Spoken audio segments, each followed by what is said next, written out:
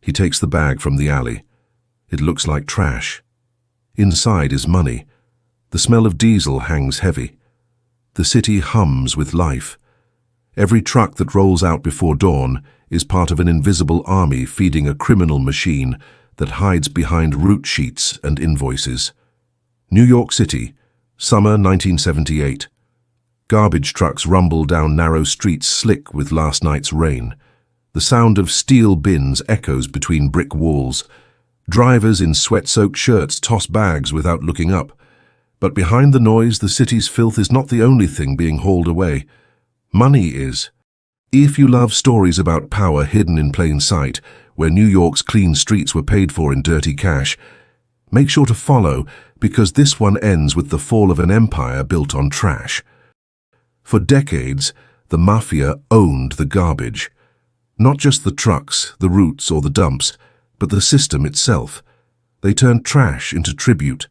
Every restaurant, butcher, hotel, and office building in New York had to pay. It was not a choice. Pay the wrong hauler, your bins disappear. Refuse, and your windows shatter before sunrise. The routes stretch back to the years after the Second World War. New York was growing, its skyline climbing higher every season. Construction sites poured concrete by the ton. The city's new prosperity produced waste on a scale no one had seen before. Garbage was not glamorous, but it was guaranteed money. Early on, the Genovese family saw the opportunity. Vincent the Gigante, then still a driver running small jobs out of Greenwich Village, realized control over the city's trash meant control over every business that made it. His allies in the Gambino and Lucchese families followed. By the early 1950s, they had men sitting quietly in union offices, truck yards, and city contract boards. The Teamsters Local 813 became their silent headquarters. The operation spread like oil through water. Truck owners who refused to pay found their tires slashed or their routes blocked. Hauling companies learned to fall in line. The system worked like a cartel long before anyone called it that. Each firm got a protected zone. Prices stayed high. No one crossed another's border. Those who tried were reminded who really cleaned the streets. It was a perfect business. The product was endless.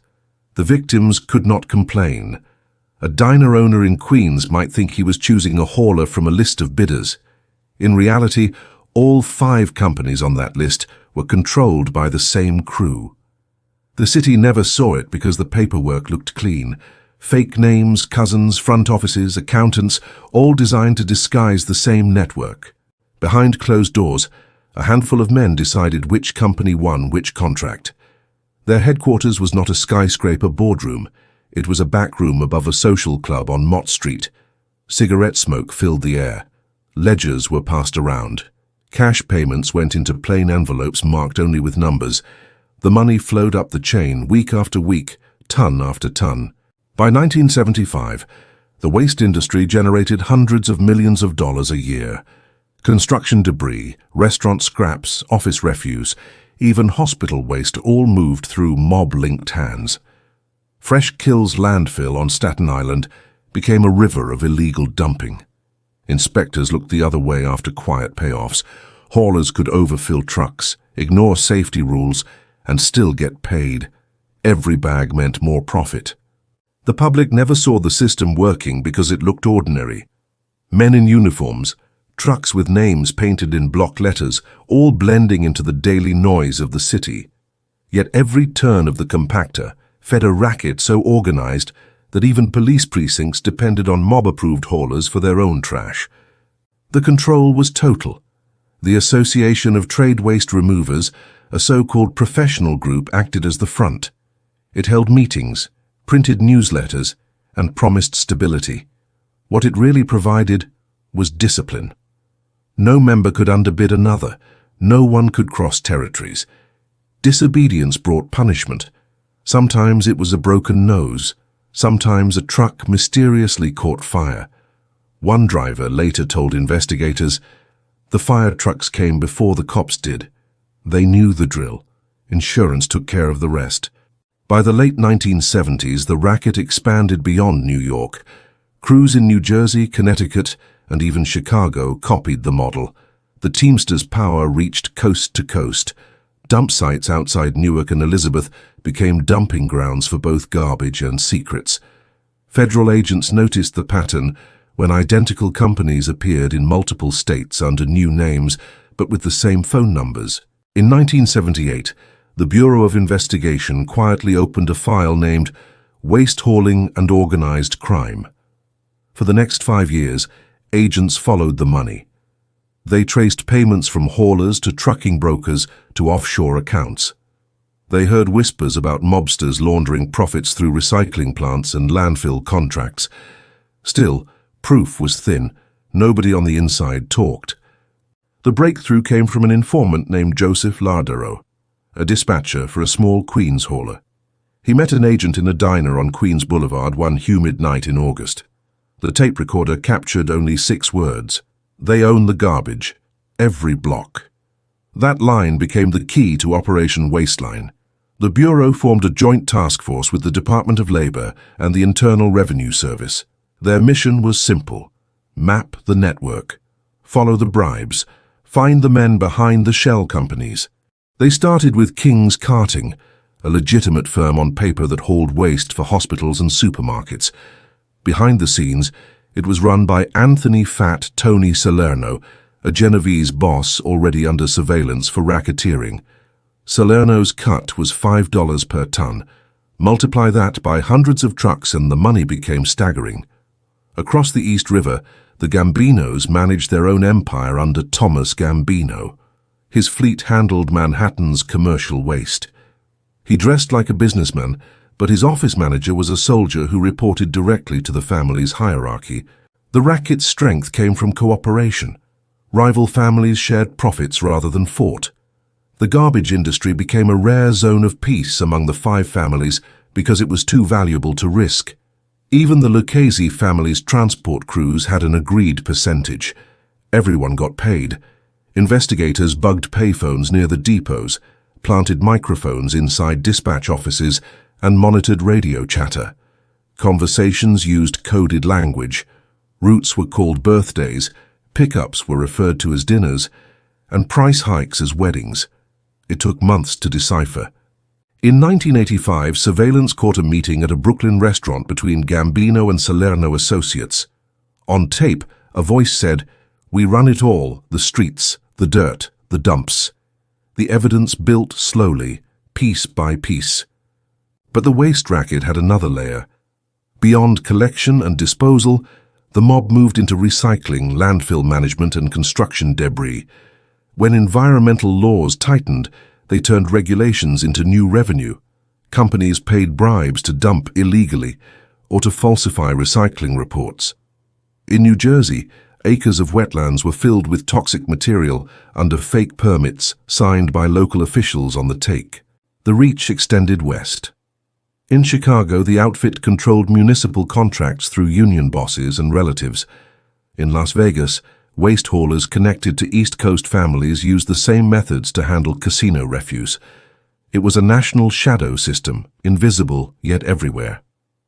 By the late 1980s, the Bureau had collected enough to strike. Agents executed coordinated raids across New York, New Jersey, and Connecticut. They seized ledgers, route maps, and stacks of fake invoices. The arrests stunned the industry. 32 men were charged, among them high-ranking members of the Genovese and Gambino families. The case revealed the scale of the corruption. 90% of private waste hauling in New York was mob-influenced. Businesses had been overcharged for decades. Millions in unpaid taxes vanished into offshore accounts. During the trial, prosecutors displayed charts showing how the money moved. Company A bid high. Company B, secretly owned by the same crew, bid slightly lower. Both won. They divided routes and kept outsiders out. It was elegant, bloodless theft. On the witness stand, former drivers described the fear. Refuse to join the association, your truck would vanish. Sign up, and you paid monthly dues that went straight to the mob. One driver said he paid $500 a month for protection from the people protecting him. Inside the courtroom, the defendant sat calm, suits pressed, eyes cold.